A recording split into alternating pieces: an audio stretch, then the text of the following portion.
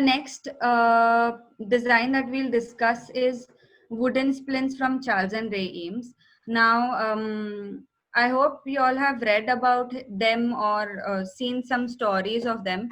But they were these design doers who were very efficient to a design. They wouldn't do anything that's excessive in aesthetics to a design, and everything would be very function oriented.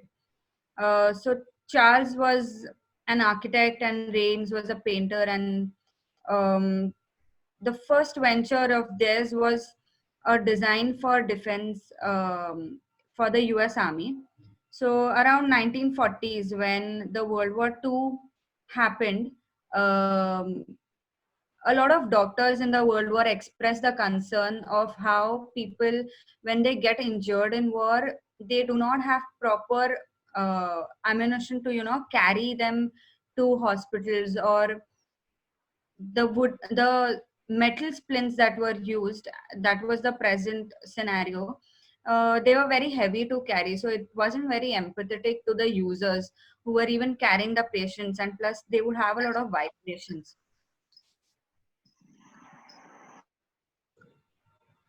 They would have a lot of vibrations. They would have a lot. They would have a lot. Has someone unmuted? I can get an echo.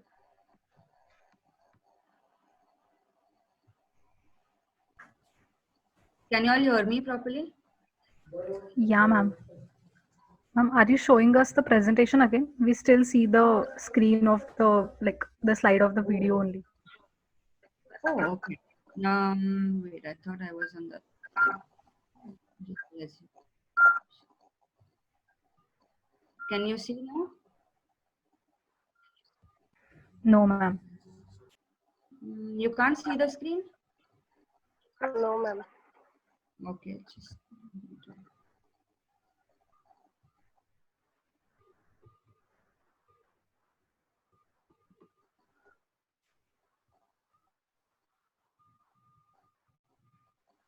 Can you see now?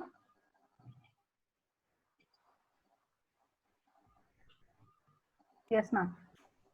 Okay, thanks. So, we were discussing that metal splints were very heavy for the people to carry when they were carrying the patient.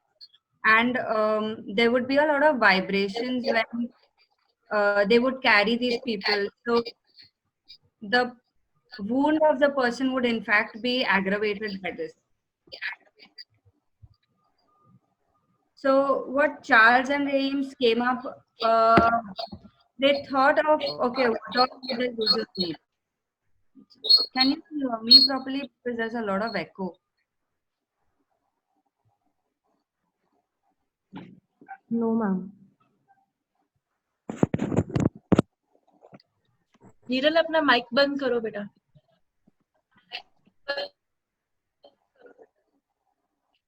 Ma'am मेरा mic बंद ही है.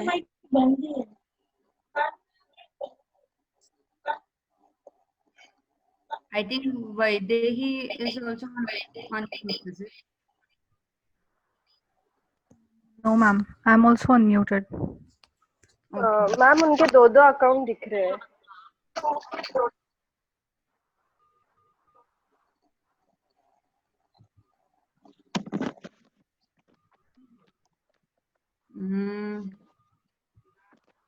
Okay, so I'll just stop sharing probably from one.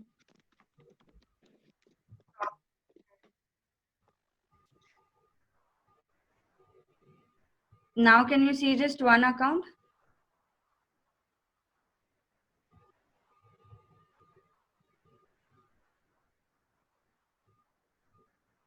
Yes, it Should is I? one account only. Yeah. Continue.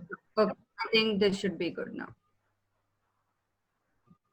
So what Charles and James thought of was the user, what would be his wants. So first of all, it needs to be something that's very light for the person to carry it to the patient or till the war site. Then after the patient is put on this carrier. Like this was meant for only the people who are injured below the legs. So there has to be some way of securing the person's leg to the splint. So they gave these punctures so that the stress firstly in the organic shape of the splint gets reduced, and they can put in like a cloth and tie the person's leg. So what they came up with a process of making this was with a lot of layers of veneer. Now veneer at that time, like paper veneer at that time was very abundant in USA, and they put a lot of layers on top of each other, and they glued it and press heated it. So that's how they innovated the method for making these wooden splints, and they casted it on a die of their own leg. So you see, it's something that's made up of a mono material. It's a mono shape and one material that works. So what their designers checklist was when they were designing this, that the people who are going to produce it, it should be very cheap for them first. Then people who are going to be using it, that is for the patients and the people who are going to carry the patients, it should be very light and easy. So this was produced at 1/10 of the existing design of the metal stints, and it was so light that a person can carry about 12 to 15 in one hand.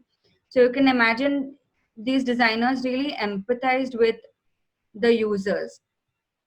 Now the same technology they explored even more. They took it to chairs later, and they made designs for the whole person to be carried, or uh, in case an arm is dislodged. I mean, these were never produced, but about 1,50,000 of the designs of the previous one, they were manufactured. It was a very successful venture, and they made a lot of money out of it.